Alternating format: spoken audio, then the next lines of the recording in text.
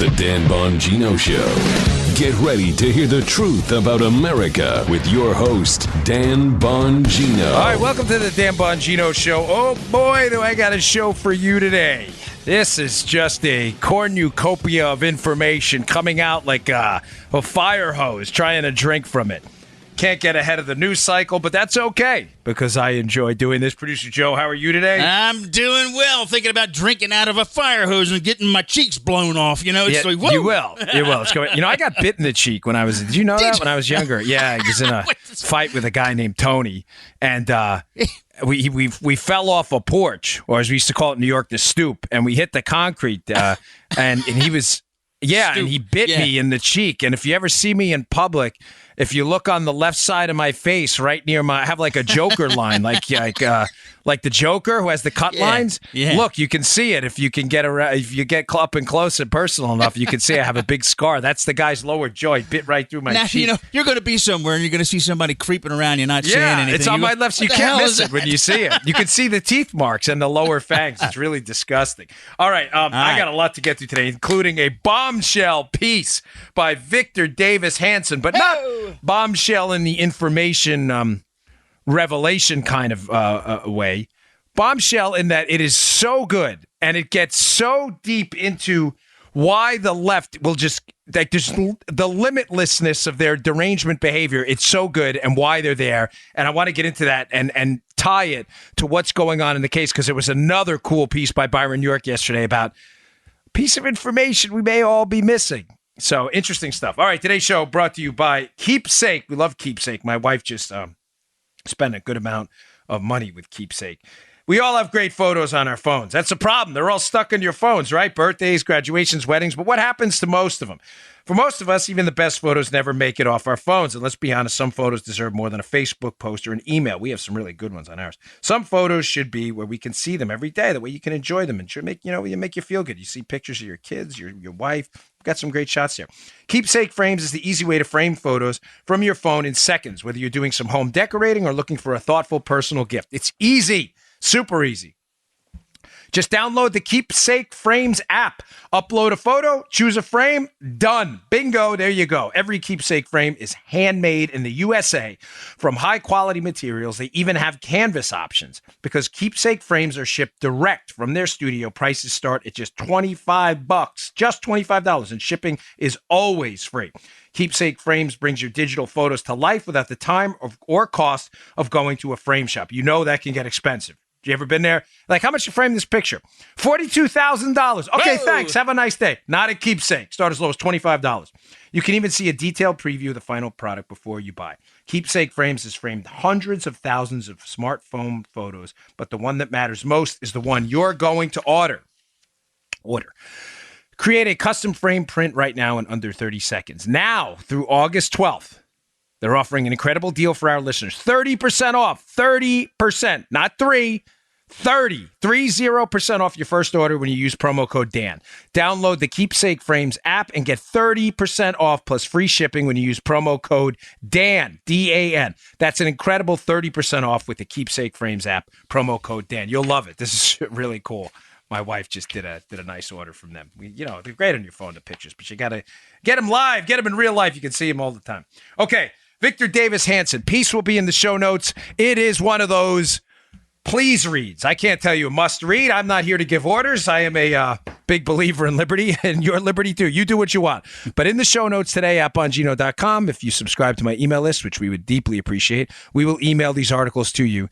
There is a piece by Victor Davis Hanson that talks about the meltdown of the left. And there's a genuine concern expressed in the piece by a guy, by the way, Joe, who is a very sober analyst, Victor Davis Hanson. If you've seen him on Fox, he's not a hysterical commentator. He's a very level-headed, down-to-earth guy. He's a respected cable news voice, and he is genuinely concerned about the rage and psychopathy on the left and concerned about is there a limit here? Joe, a serious question. I think you and I have both addressed both on and off the air. Joe and I are friends. Yep. Is there a limit to their behavior? If you're willing to talk about the president in terms of treason, the penalty for treason, by the way, is death. If you're willing to engage in comedy, and believe me, I'm using the word comedy loosely, where the president is decapitated. There was a New Yorker cover of him being killed by an escalator. If you're willing to do this, is there any real limit to your behavior? We've seen attacks, physical attacks, multiple times, physical attacks on people for just wearing Make America Great Again hats. What is the limit point? What is that choke point for your behavior? And Davis Hanson's like, I don't really know. The fact that we can't answer that question is disturbing. Now, I got a packed show for you on this. Here's what he says. I tried to sum up this fantastic piece into 3 takeaway bullet points to save you time if you can't read it and you just want to know the takeaways. Now, to be clear, what he's trying to explain away here is why the left has always been, the radical left has always been a bit deranged. We know they've had a love affair with violence. But why now, Joe, is it even creeping into mainstream Democrat politics where people are losing their minds? So he has 3 basic explanations. And number 1, the left in this election, folks, did not just lose the presidency. They didn't. They lost everything. They lost their plan to solidify the Obama agenda, Obamacare, the tax hikes, the regulatory regime. They lost everything. They've lost the House of Representatives during the Obama years. They've lost the U.S. Senate. They're now losing their control over the courts. They're losing their control over the Supreme Court. They've lost control over governorships, even in blue states. Joe lives in Maryland. Ooh. Deep blue Maryland. The governor there is a Republican. The governor of deep blue Massachusetts is a Republican.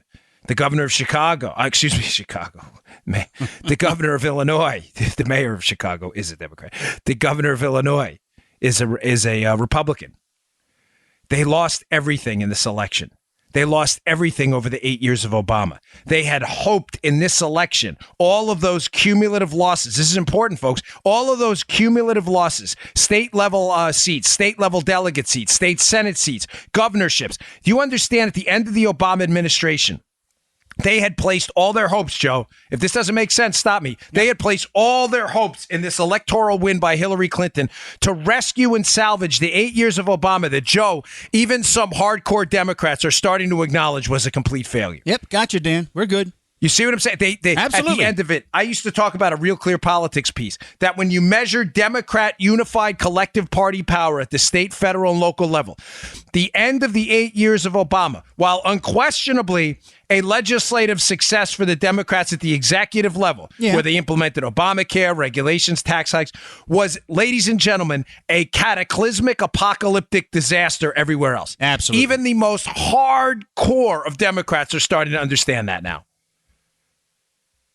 The fact that they were hanging their hat entirely on a presidential election shows how devoid of any ideas they were. They knew their ideas are not now that they've taken a far left lurch towards the Ocasio-Cortez, Bernie Sanders socialism model of government. They know this only applies in Chicago, New York, and LA. That's it. So they know that they had to rely almost exclusively on the popular vote. They were hoping some of the swing states, Florida and Pennsylvania, would break Hillary's way. As a matter of fact, they knew they would. And they thought they'd retain executive power, even though they've lost power everywhere else. Folks, the piece eloquently lays out the fact that they lost everything. They had entirely hung their hats on this. Point number 2, because point number 1 and 2 are easy. They lost can we get that? They lost the race. Good. Point number 2. I think this is obvious too, but it's worth repeating so you understand the bedrock of their rage, their uncontrollable rage at this point. They never saw this coming, folks. They never saw it coming. They were not emotionally prepared for this. There is no credible political analyst who was predicting an overwhelming electoral college victory for Donald Trump. None. I can't find one. Now, if you go back on SoundCloud and you read, I hate to say this, keep saying it, but it's important because we were actually out in the streets. I had said to Joe Daly before the election, Trump's going to win. Trump's going to win. If you look at my, if you listen to the show the night before the election, that you'll see Joe and I had called just about every state because I was out there campaigning myself, knocking on doors and talking to people, and I saw this effect. Here's what I saw. I saw it coming. A lot of other people didn't. Yeah. The media lives in a bubble.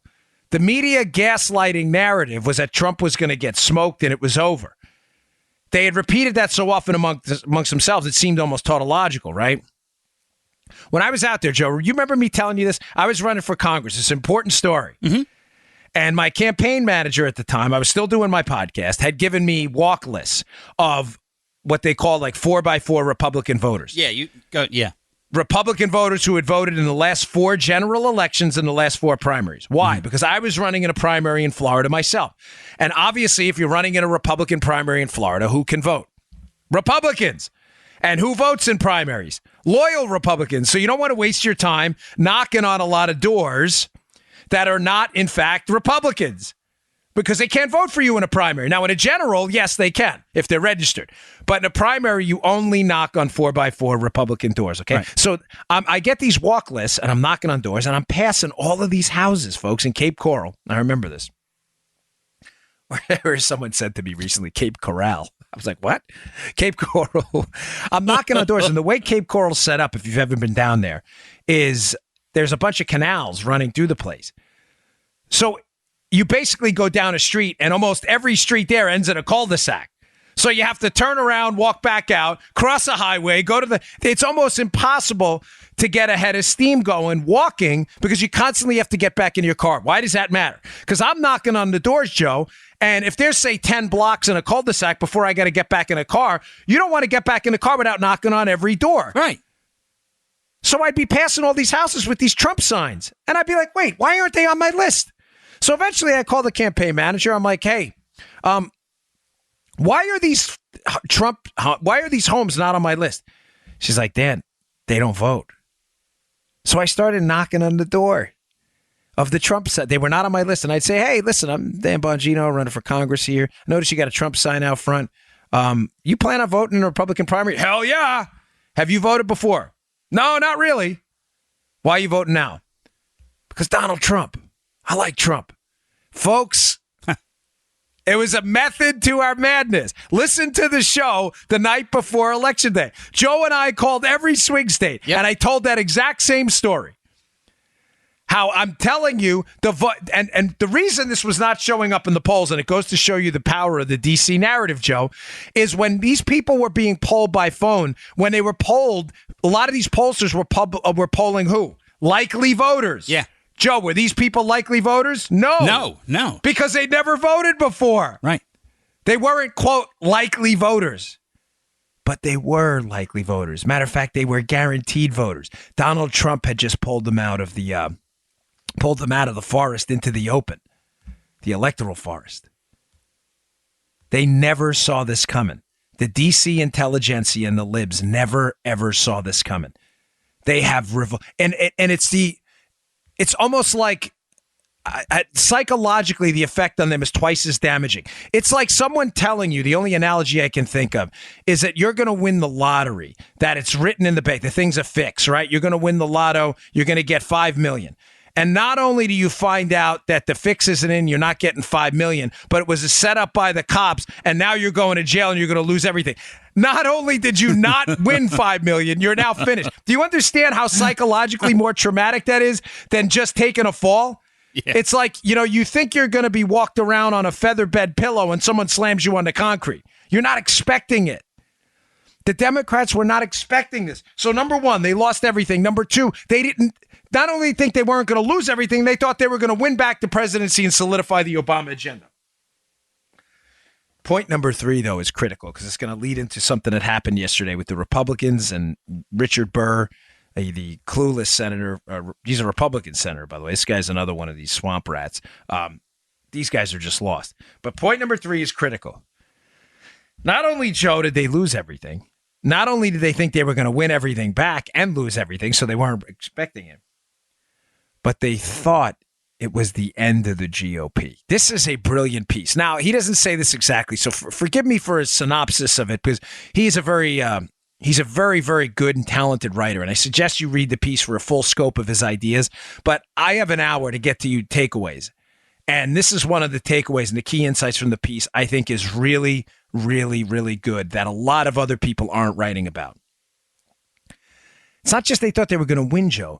They thought Trump was so bad And it was going to be such an electoral landslide because they were not on the ground talking to real people because they exist in the D.C. bubble. They talk to each other, not actual people, like I was doing during the election. I'm not, listen, it wasn't a skill. I wanted to win a primary. We didn't win. I was talking to people because I wanted to win. They don't want to win the war of ideas. They want to tell a narrative. The narrative was Trump sucks. They were convinced, the liberal media, rhino, swamp rat, Obama, Clinton elites, that not only were they going to win, but it was the absolute end of the GOP, that Trump was so bad that there was going to be a revolution in American politics, a liberal revolution, that Hillary was going to win so overwhelmingly. There were predictions. Chris Cillizza, who I addressed yesterday, the clown, Cillizza wrote a piece in the Washington Post saying that Trump had a 0% chance of winning. I saved that. That's my favorite headline. I have a screenshot of that I use repeatedly. 0%, not even 0%, which is ridiculous. There are people who actually believed that Donald Trump would win maybe Texas, a couple other states in the Midwest, and that was it. And they thought, Joe, that by doing that, the victory would be so overwhelming that it would be the equivalent of a Reagan revolution on the left. I remember watching the day before the election, and all the talking heads up there, every one of them were waiting for Hillary to come into office. All the networks. And it speaks to, the media cocoon they live in. You're right. I mean, you're absolutely right. It was a unanimous decision that he was going to lose. So, folks, what they were referring to was a popular mandate to wipe conservatism clean, to wipe this anti-establishment, anti-swamp stuff out. They thought it was the end of the GOP. Now, they were so sure of it. They were so sure all this was going to happen, as Hansen points out in the piece, Joe, that they were willing to do things that some of them I think are going to be proven to be illegal. We have Spygate, all this other stuff we got into. And ladies and gentlemen, this is where I want to go to the next thing. They thought there would be no accountability for this at all. Remember, they thought he was going to win. He didn't. They thought he was going to win convincingly. He didn't. They never saw it coming, the loss. Therefore, they expected no accountability for Spygate and everything else they'd been involved in to completely discredit this guy. They thought this was the end of the GOP, that the GOP was going to take a generation to repair themselves. They were ushering in a new era of liberal FDR-like New Deal type politics. That all went away.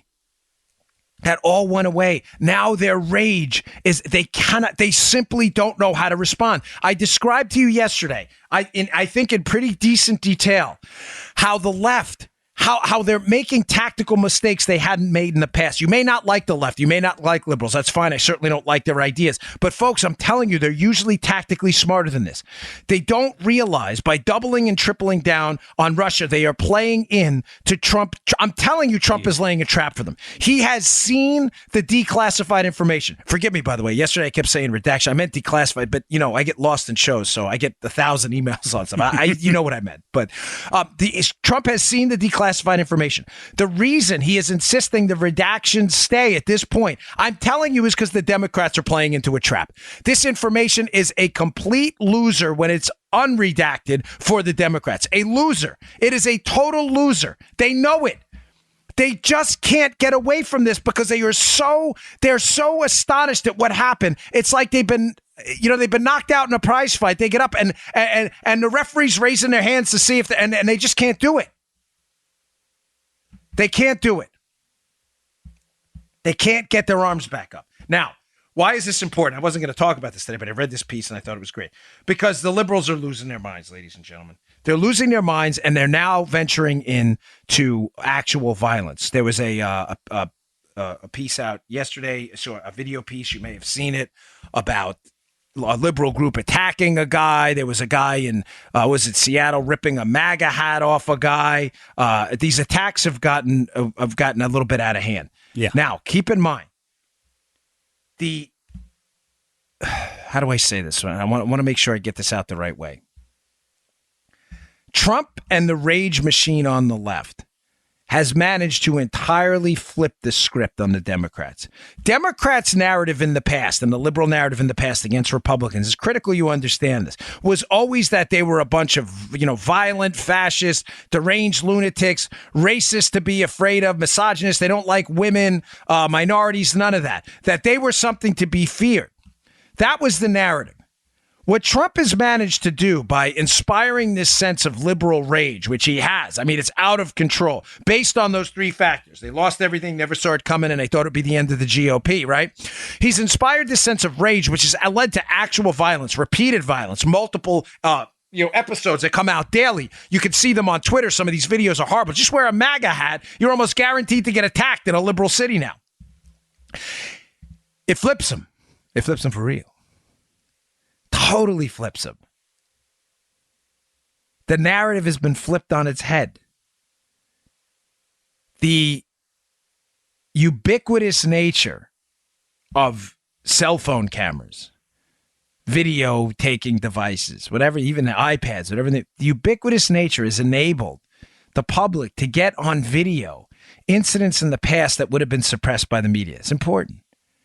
And now we're starting to see that the actual violence, the violence that's going on out there, is not a function of conservative politics. It is a function of liberal politics. It has flipped the script on its head completely. Trump did this. The narrative has been entirely overturned because people are starting to see what liberals are in real life. The radical left has embraced violence as a tactic. But this is what we've been told, by the way. This is what we've been told about Republicans for years. He's entirely flipped the script. Now a lot of moderates who may have leaned Democrat in the past are like, hey, this isn't my party. Why do you think Trump won Pennsylvania? I get texts from a union friend of mine who's in a union in New York. He shall remain nameless because if I say his name, he'll probably be fired tomorrow. Who's like, oh, my guys love Trump. They're sick of all this leftist nonsense. He has managed to entirely flip the script. Now, ladies and gentlemen, keep in mind, another piece here, by the way, I saw. William Galston, Wall Street Journal, ties into this. Oh, gosh, I got so much to get to, man. I'm sorry, folks. I love this show so much. I don't want to leave anything out. William Galston, Wall Street Journal today. He says the three reasons Trump remains popular, this all ties in amongst the GOP base. Near record levels of popularity amongst the GOP base, despite a lot of what the press would characterize as missteps. Some Trump himself has taken back, right?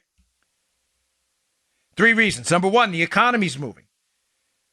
The economy's moving rapidly in a positive direction. Number two, he kept his word. You may not like it. I certainly don't like the tariffs, but it's not like he hid his disdain for trade policies. All right. The man's kept his word.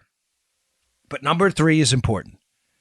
Again, it's always number three, right? Number three in both pieces. Joe, Trump has shown a disdain for cultural elites that has been brewing in the conservative movement for a long time. Yep. And I took a note up here at the top. Conservatives have been itching for a fight. Libertarians, moderate, and a lot of moderate Republicans too, for a really long time, folks. And Trump gave it to them. Trump did not kowtow to the media. He did not genuflect before them. He did not genuflect in front of academic elites. He basically gave the middle finger to the foreign policy establishment. The cultural elites who have been lecturing us forever about how stupid we are, how we're a bunch of, dumb, gun-toting, Bible-toting idiots. Deplorables. We have been itching for a fight, and Trump gave it to him. Now, having said that, I want you to understand something. This ties into what happened yesterday. The GOP, ladies and gentlemen, Republicans are not your friend. Listen, I got screwed over yesterday again by a politician. Let me just tell you. Yeah, I'll tell you later. You didn't tell me. Yeah, because I'm just it's ridiculous. I don't know why I put any. My wife has warned me repeatedly to never, ever, ever get involved with politics, and she's right. Like, just don't. Ladies and gentlemen, I'm telling you right now, they're the worst, the absolute worst. The GOP, though, is not your friend. They are not your friend. Stop thinking that. The GOP is not. Conservatism is your friend. Libertarian conservative ideology is your friend. It is a place you can always retreat, knowing you will be on the historical in the arc of history. You'll be in the right. Aligning with party establishmentarians and politicians is the worst thing you can do. They are not your friend. Article in the show notes today. Actually, I'm sorry. This one's on the show notes, but I saw this on Twitter, and it's important to bring up. Richard Burr, senator on the Senate Intelligence Committee, which has become a cesspool of anti-Trumpism. You got Rubio over there. You got Burr. You got Mark Warner, the Democrat, who I don't know what he's hiding. Matter of fact, I don't know what any of them are hiding. Burr came out and said, if the American people ever learned anything from its release, talking about the FISA application release, it's that there was justification to the courts as why the FISA app was approved. Ladies and gentlemen, these guys are not your friends. This is a Republican senator from North Carolina who knows damn well what happened here. Here's what I think is going on. I think these guys the entire time were aware of this operation too. And in order to cover their tracks, they're the ones that want to give credibility to the FISA app because they know they're going to be exposed too. So they're desperate to make this story go away. And they think if they provide GOP air cover, that Trump voters, because they're the Republicans, are somehow going to give it any more credibility. I'm warning you, they are not your friends. These guys are not your friends. They will sell you out in a heartbeat. Stop thinking, oh, the Republicans are on our side. They are not on your side. They are on the side of their pockets. They are on the side of power. They are on the side of the swamp. Forget it. Because I love it when these liberal analysts on TV say, but a Republican said it. It means nothing, means zero to me. Thank you very much. Doesn't mean a damn thing. Burr, Rubio, all these guys. They were on the committee that had a guy who is under a federal investigation, this guy Wolf, for lying about leaked information. He was the guy on the Senate committee, the staffer. Warner, I don't trust any of them. Not one of them. All right, I got a lot more to get to. Today's show also brought to you by our buddies at Brickhouse Nutrition. You know I love Brickhouse. They're one of my original sponsors. Brickhouse Nutrition, they're terrific. One of their products, yesterday I just talked about Field of Greens. Today, it is so hot in here today, folks. I'm sorry. If it sounds a little echoey, by the way, we're rebuilding my studio.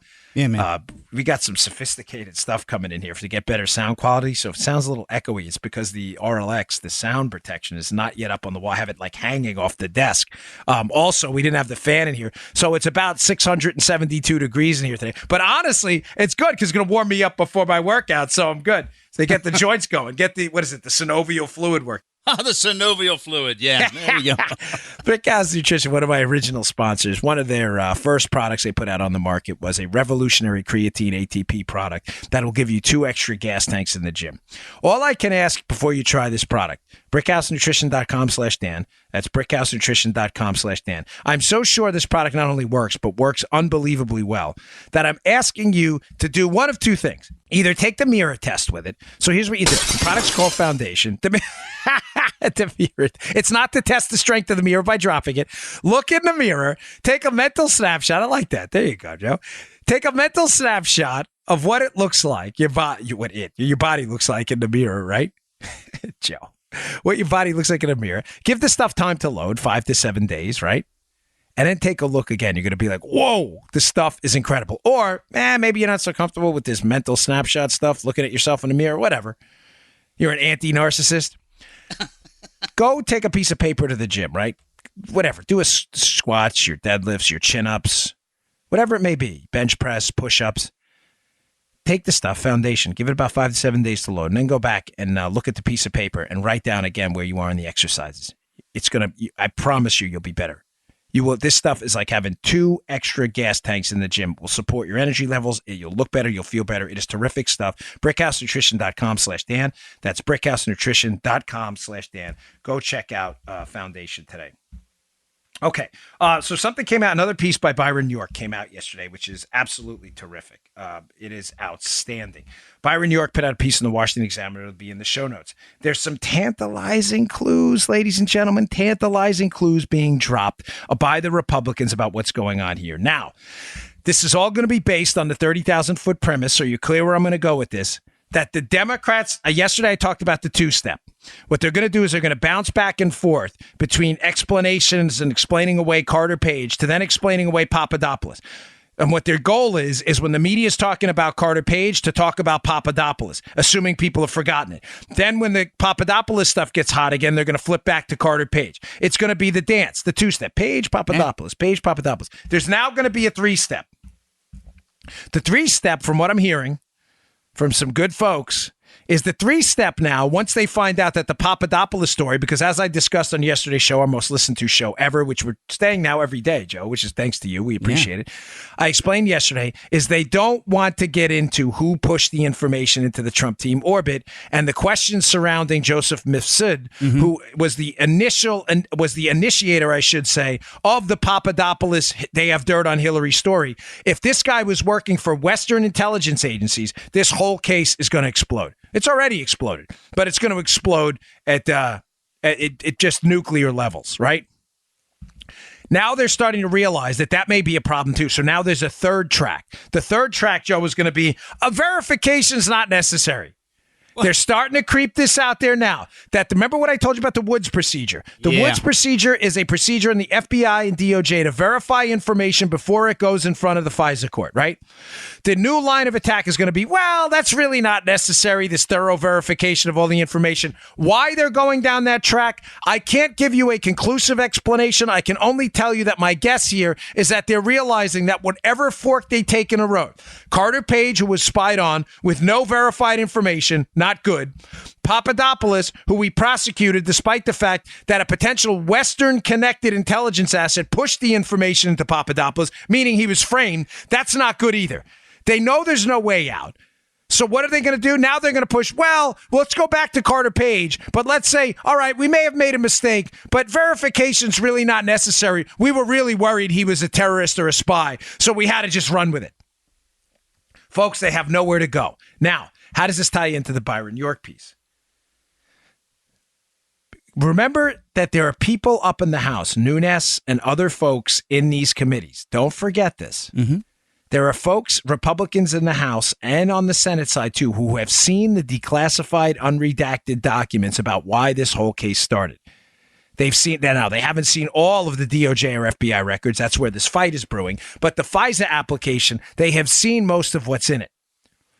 The redacted copy you've seen obviously has blacked out information, hence the redactions.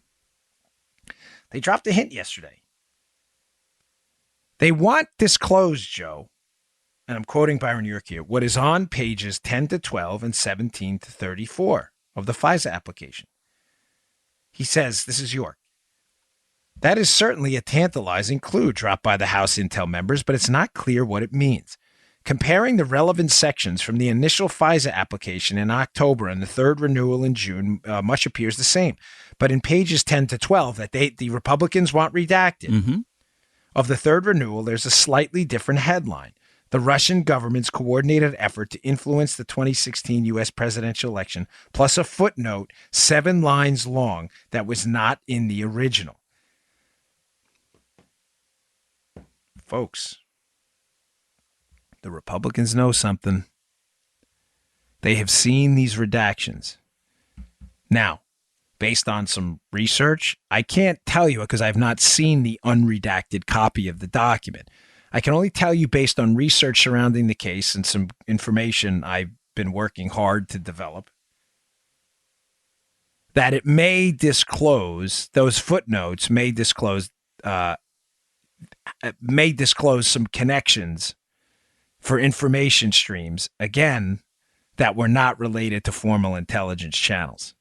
In other words, the theory from the start that we've been operating on is that this case was not developed through standard protocol. If you develop intelligence in a Five Eyes country, and intelligence cooperated with the United States against Donald Trump, you pass that information to your domestic intelligence agency. It passes it to the Central Intelligence Agency. They vet the information before it makes it to the president's desk. That is not the way this case worked. May I suggest to you that the redactions describe other channels of information that developed outside of those standard channels. Are we clear on this? I want to make clear what we're talking about. Standard way to do this is intel agency to intel agency, vet the information, check the information before it makes it to the president. The only reason you would go outside of that network with intelligence, specifically against a political candidate in the United States, is because you want to launder the information without vetting it. You want to clean it to make it seem legitimate. We already know, based on public admissions by State Department officials under the Obama administration, that they used the State Department. We already know that there were people working for the Clinton team that met with people on the State Department. May I suggest that this describes an alternate information channel outside of the standard modus operandi here that is going to expose that this whole thing was an information laundering operation. The Republicans know something here, folks. They know something. Now, making it even worse, Chuck Ross, great piece in the Daily Caller. Be up at the show notes today. All of the sources of information here that we know are connected. All of the sources, the people who have contacted the Trump campaign were connected to either the FBI, intelligence agencies that were not friends, or the Clinton team. Big news yesterday from Chuck Ross, who describes the Sergei Milian. Sergei Milian, according to multiple press reports, is one of the originators of the Trump was being blackmailed or dealing with the Russians because they had compromising sexual material on him on tape. Multiple people have reported this. It's in the Chuck Ross piece. You can read it yourself. Sergei Milian is alleged to have been source D in the dossier for this information. Just to be clear here, the guy in the dossier, known as source D in the dossier, that alleges that Trump was working with the Russians because they had compromising material. A stunning allegation. Stunning. Oh, as it turns out, he was described by Fusion GPS and Glenn Simpson, the people hired to gin up information on the Trump team, as, quote, a big talker? Wait, what? So one of your major sources of information for a dossier we now know you use to spy on American citizens, one of your bedrock sources in the dossier is described as, quote, a big talker? Oh, no. Oh, no. Oh, no is right. This from the Chuck Ross piece. Oh, it gets better. And I quote, Milian did have one known link to the Trump campaign. In late July 2016, he reached out to George Papadopoulos. Oh, did he? Oh, did he? Wow. The Trump advisor who has pled guilty to lying to the FBI about the timing of his contacts with an alleged Russian agent. Sources close to Papadopoulos have told the Daily Caller that he met Milian for the first time several days after Milian reached out to the campaign aide on LinkedIn and offered him $30,000 a month for a business deal that would require him to remain in the Trump orbit. Whoa. Ooh, yeah. In my best Barry White voice. Folks, I'm asking, reasonable folks. I know a lot of you are listening to this. Are you starting to see a pattern here? Whether it's Stefan Halper approaching the Trump orbit, emailing Carter Page, discussing information with Carter Page and trying to get, while he's simultaneously working for U.S. intelligence assets to gather information on the Trump team, according to multiple reports. Whether it's Milian, who was used as a source in the dossier and is alleged by multiple reports to have been the source of they have a tape on Trump. They have a sex tape on Trump. Milian offers him $30,000 a month as long as he stays on the Trump team. Who's Milian working for? Milian, who Fusion GPS, hired by Hillary to gin up fake Trump information, right? Glenn Simpson of Fusion GPS describes Milian himself as, quote, a big talker. Now we find out in the Chuck Ross piece, too, that Christopher Steele described the information he had, the credibility of it as, 50-50.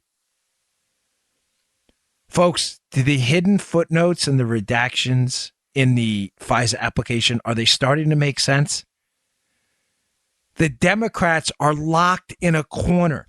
Do you remember the show I did about when I went to business school, I enjoyed it. I had a good time. They had this class, and I remember this one class I was taking, and I was reading about how businesses take a bath sometimes.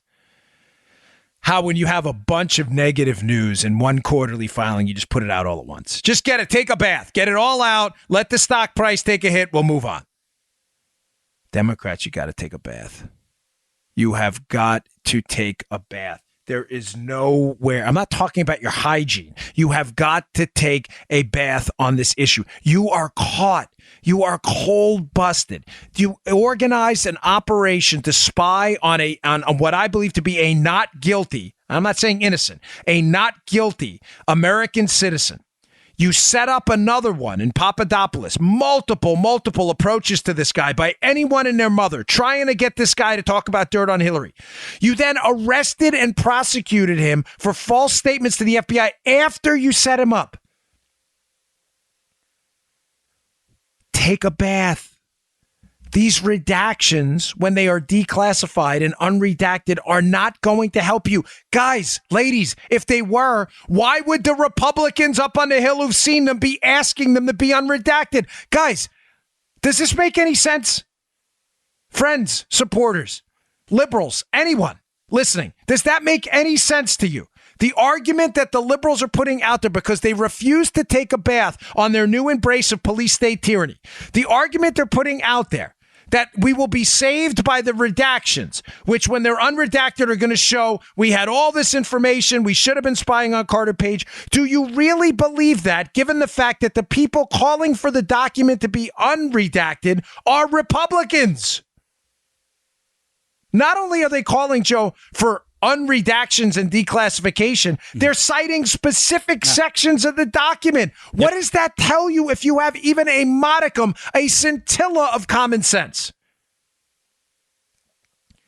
It tells you that they're hiding something. The Democrats. Why the heck do you think the Republicans would be calling for this? Folks, I'm telling you what they're hiding. They are hiding a deep bed of source networks based on credible information and reporting of people who reached out to the Trump team for the sole purpose of planting and then removing information later about Hillary's emails with the DNC to set them up as being integral players in a Russian collusion narrative between Trump and the Russians over this DNC emails. Do you get what I'm telling you? The whole bedrock case is Trump colluded with the Russians and the Russians hacked the DNC. Mm-hmm. In order for that to happen, they need a fall guy. The fall guy was Papadopoulos. That's why all of these people, according to reports, Million, Downer, we have the Aguilaros approaching the Trump people. All of these people approaching Papadopoulos and Page, they need a fall guy. They need to push information. We got dirt on Hillary. To later pull out to get them to say it later to prove that they had dirt on Hillary. The Trump team, that is. But you can't prove they had dirt on Hillary because they didn't. You have to push the information in. The push is the scam. The push is the scheme. The push is the potential crime. Depending on what happened here. Folks, this is a scam. The redactions, when unredacted, are not going to save them. If they did, it would not be Republicans pushing for it. And the footnotes are going to be critical. That's why I think they want them declassified.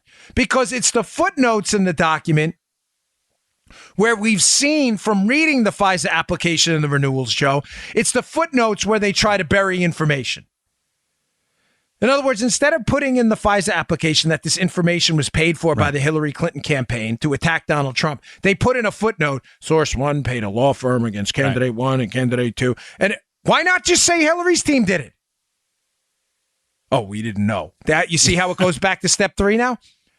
No, you see how the step 3 is we didn't verify it? Now step 3 will be, well, we didn't know Hillary paid for it because we didn't do our homework. You're the FBI. That's your job to vet the source.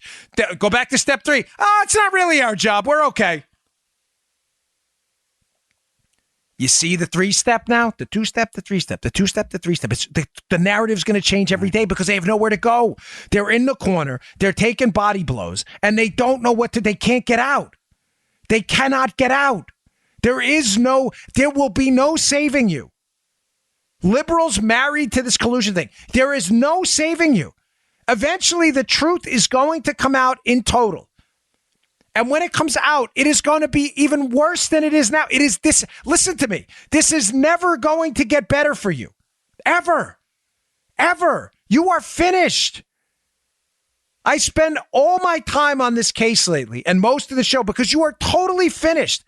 You spied. You're police state tyrants. You're busted. You can spin the story. Oh, Papadopoulos. Well, it was Page. Now we didn't have to verify it. There's nothing that's going to save you here. All right. We got a new sponsor today. Last one, and then I got a couple more stories I want to get to. I also want to get to this one last thing about flip the script, which I missed before. Don't let me forget that, Joe. The flip. We'll flip you. We'll flip you for real. This is important. All right. Indochino custom menswear. Indochino. Love these guys. Listen. Getting suits is tough. We all know that. I've had a really tough time traveling around with the Secret Service. It was a little bit easier for me because I found a custom tailor in Korea. I believe it was over in Itaewon, that area over there. And he was great, but it's tough. You got to ship it over. You know, if it's wrong, there's really no good way to get it back. Getting a custom suit is tough. You all look better in custom suits. It's tough with this off the rack stuff, especially when you're me, where you have like a 10-inch disparity between your shoulders and your waist. It doesn't work. You look like you're wearing a poncho. Indochino is the world's largest made-to-measure menswear company and has been featured in major publications including GQ, Forbes, and Fast Company. You want to look sharp, fellas? Come on. You got to look sharp. They make suits and shirts made to your exact measurements. Exact. You're not wearing a pirate shirt from Jerry Seinfeld. You're not wearing a poncho. You're not wearing an umbrella. They make suits and shirts made to your exact measurements for a great fit. Guys love the wide selection of high-quality fabrics and the option to personalize all the details, including your lapel, the lining, and the monogram. We love the monograms. I have those on my sleeves. Here's how it works. Visit a showroom or shop at line at Indochino.com. Pick your fabric. Choose your customization. Submit your measurements. Wait for your custom suit to arrive in just weeks, and you're looking sharp. You're ready for TV time? Yeah, babe, as Joe would say. Ready for TV time. Joe, we got to get you an Indochino. Oh, I'd look great. I'm on that. This week, my listeners can get any premium Indochino suit for just $379. Oh. Come on, come on, guys, ladies. Where are you going to get that? Come on. Go to Indochino.com. Enter Bongino, my last name, Bongino, at checkout. That is Indochino.com. Enter Bongino at checkout. Get a lovely, beautiful, sharp-looking, measured to you suit for $379. That's 50% off the regular price for a made-to-measure premium suit. Plus shipping is free. Gratis. Free. That's Indochino.com. Promo code Bongino for any premium suit for just $379 and free shipping. That's an incredible deal for a suit that will fit you better than anything off the rack ever would. Okay. I missed something before. Usually I'll edit the shows, but it's too late because I'm way too far in. I had it starred too, which is like, damn, how did I miss that? Because I have so much stuff I want to get out to you today. Another important point about Trump flipping the script. And when I was talking about flipping the script before, I mean the rage he's generated because of those three factors. The Dems have lost everything. They never saw it coming, and they thought it would be the end of the GOP, and it's been a renaissance for the conservative movement. Bingo. The court system, tax cuts, everything Trump's actually done, deregulation. It's generated rage because the left has nowhere to go. They bedrock themselves in government power. The leftist ideology is anchored in government power. Conservative ideology is anchored in spiritual power than the individual. I'm not trying to be a preacher. That's not my goal. I'm a sinner, folks. I'm just trying to tell you that conservatives believe in rights by God, big R rights, as I call them. That's a bedrock of conservative ideology. They don't believe in the power of the state. They believe the state is there only to ensure rights you've been granted by a higher power. It's clear. You need to be clear in understanding this. Conservatives are bedrocked in family, spirituality, community, church, individual rights, subsidiarity. When they lose political power, they have something to fall back on. They fall back on an ideology they know is pure. I've been given these rights by God, no matter how bad the Obama presidency is. These are my big R rights, and I'm going to fight for them with my last breath if I have to. Liberals don't have that. I'm not talking about Democrats here. A lot of Democrats are very spiritual people. I'm talking about the radical left. The radical left has none of that. Their God is the golden calf of government. Their God is political power. When they lose political power, and they lost everything, they have the lowest levels of power they've seen since 1928, based on the amount of political power they've lost at the state, federal, and local level. They have nothing to fall back on.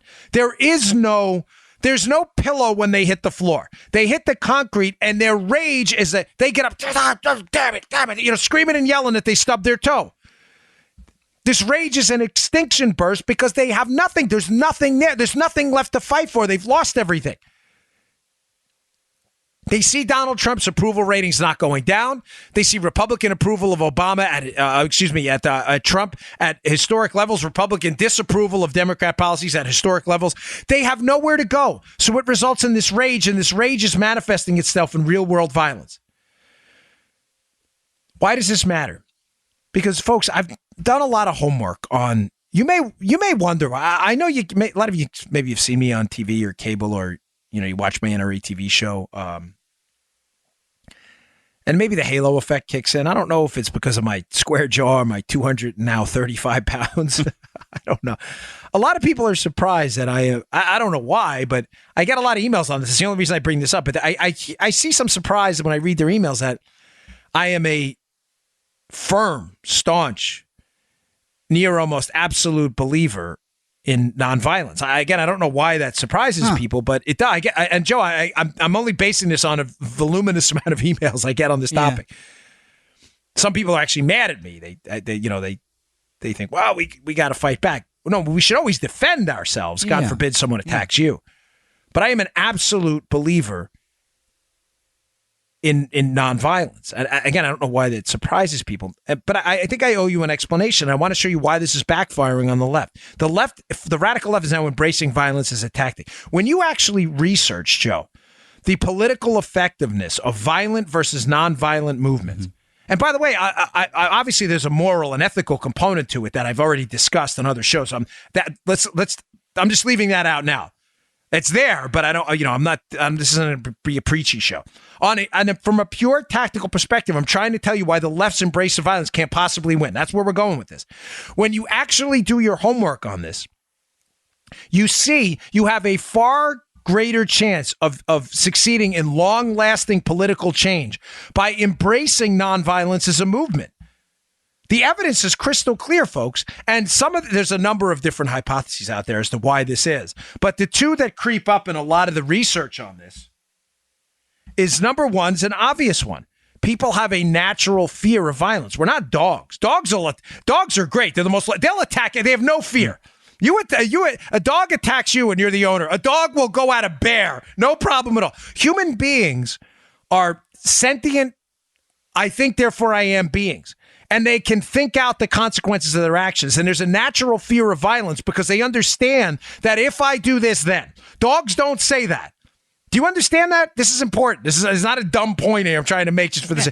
Dogs don't say, if I attack, this bear could kill me. Dogs just say they are fiercely loyal, and fear to them is not a natural response. I mean, dogs are capable of fear, but they can't think things through in the future of their actions. So they attack in defense. Human beings will attack, but there's a fear of like, well, what if he attacks back? Is he going to choke me? Is he going to punch me? Is he going to pull out a gun? There's a natural fear of violence. That's one of the main reasons, obviously, violence as a political movement is never going to work for long-lasting change, thankfully. Secondly, though, when you look at the research on this topic, this is why the left is going to, this is all they have now, the radical left, is this violence. Violent movements are less likely to provoke a government response as well. Governments over time, even in tyrannical regimes, want to appear that they're on the moral arc of history on the right side, or else they lose popular support and you have a revolt.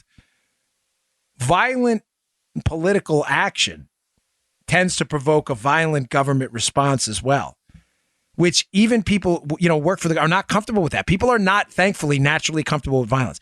I'm telling you this because this is an important point.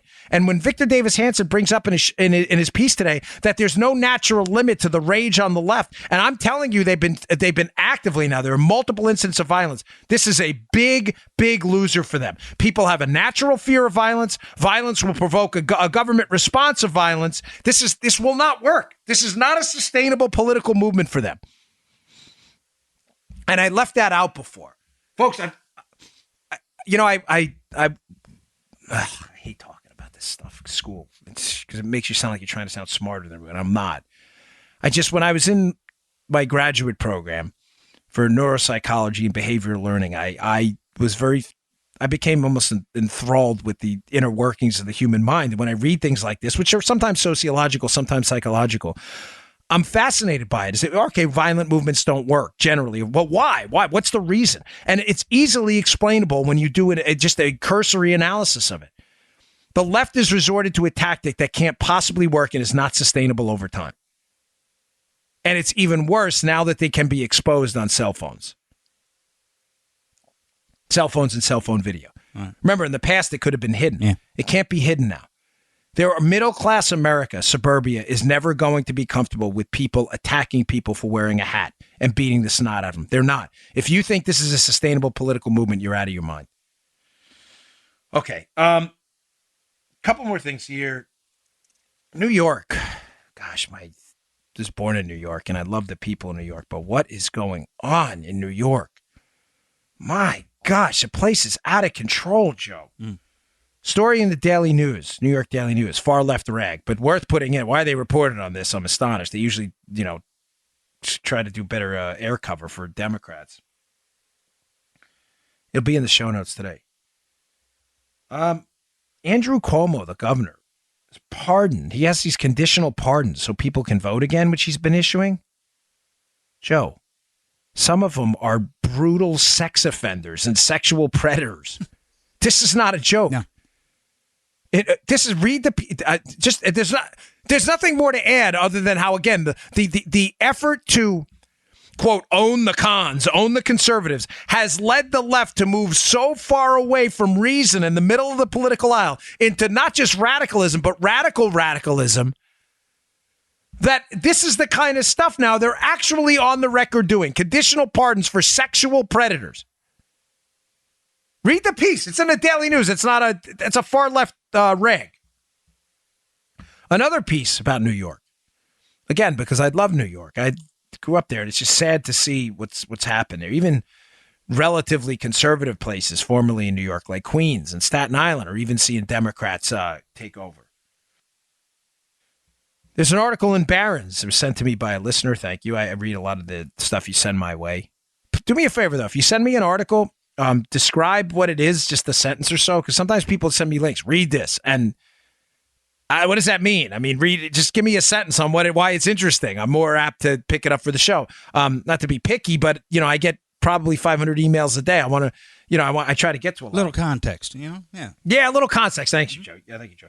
A good article from Barron's, be in the show notes again today. How New York now, ladies and gentlemen, if you're going to go, you better go quick, because this is only going to get worse. Joe, how New York residents who are looking to leave because of the high tax, unfriendly business-like atmosphere in New York, some of them are staying put because now they're finding out from their accountants and their lawyers that New York is sending investigative teams out there to make sure if you upend your residence, your claimed residence. Yeah. In other words, you may not sell your condo in New York, your apartment, but you now say claim your residence in Florida, that they're sending investigators to talk to doormen. They're subpoenaing your credit card receipts to see how much time you spend in New York based on where you spend your money, right? Folks, I'm warning you, if you're going to get out now. This is only going to get worse. Next thing you know, there's going to be video surveillance like Joe Armacost spent 200 days in Maryland. He is not a Florida resident. I mean, this is what's next. Folks, this is what's next. They cannot keep people in their states. There's a mass exodus out of liberal states into places like Florida and Texas. If you're going to go soon. Because this is going to get worse. Sending investigative teams to check your resident? Is this unbelievable? You want out of this state residency-wise so bad. You're forced to stay because you're afraid the tax investigators going to come and hunt you down? Oh. I got to go. My shoes. Where are my shoes? Oh. Are they in New York? Oh. Someone sent me some Saul stuff for the Jerky Boys. I think they grew up in Middle Village, those guys. Good characters. But this is insane. Your policies are so bad. People are fleeing in such mass that in order to hold on to them, at least officially through the residency, in order to keep them in your state, you have to send out investigative teams to basically threaten them. Oh my gosh, this is crazy stuff, folks. It doesn't get any worse than that. All right. Hey, thank you for the last 2 days of downloads, listenerships, and subscriptions to the show. It was our best 2 days ever. We are just exploding. Thanks exclusively to you. I deeply appreciate it. Please subscribe on iTunes, follow on iHeart, on SoundCloud. It's the subscriptions. It is free. It is of no cost to you at all. These subscriptions matter to us a lot. It's the subscribe button that actually moves us up the chart. So that would matter a lot to us. Please, I really appreciate it. It helps us get our message out there. Thanks so much, and go check out the show notes. There's some great pieces in there. I will see you all tomorrow. You just heard The Dan Bongino Show. Get more of Dan online anytime at conservativereview.com. You can also get Dan's podcasts on iTunes or SoundCloud. And follow Dan on Twitter 24/7 at DBongino.